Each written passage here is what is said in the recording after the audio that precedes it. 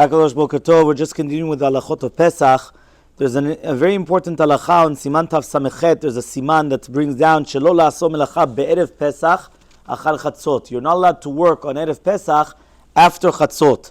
Maran says, "Ha'oseh melacha be'erev Pesach mechatzot ulmala meshamtin oto." If a person comes and he does work on after Hatsot on erev Pesach, they come and they excommunicate him. Right? And then he says, Vafiru la'asot, and even if it's going to be to do bechinam, that you're doing it for free. Imagine right now you're coming, you're working for free. Still it's going to be asur. Now obviously, even though it says that we're talking about here work, you're still allowed to bathe after chatzot, right? That there's no problem whatsoever. Then he brings down, after he brings down about yourself, what about having a goy work for you on after chatzot?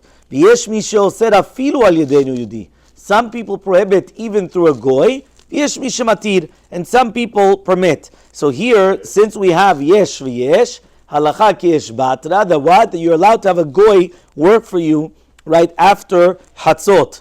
Right? However, though, for yourself, it's going to be a problem.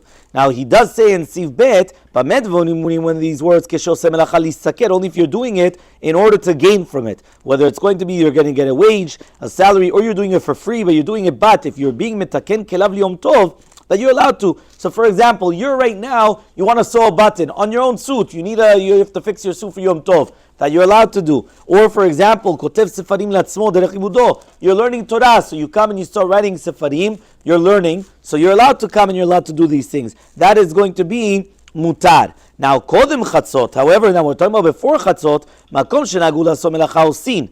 If there is a minhag that you do melacha before chatzot, you're allowed to do melacha. And if it's a place where there's the minhag is shelo la'asot, en osin. So basically it all depends on what is the minhag makom. Do they work before chatzot or after chatzot? Where does this come from exactly?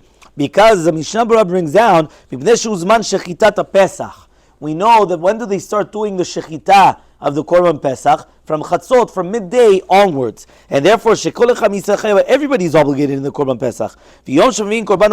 And therefore, in that day, it's considered a Yom Tov. Therefore, it's going to be asur midivrei sofrim to come to do any work. And even nowadays, though, that there's no Korban, we don't bring any Korban on Erev Pesach, we don't bring any Korbanot. So he says still the Yisur stayed in the place.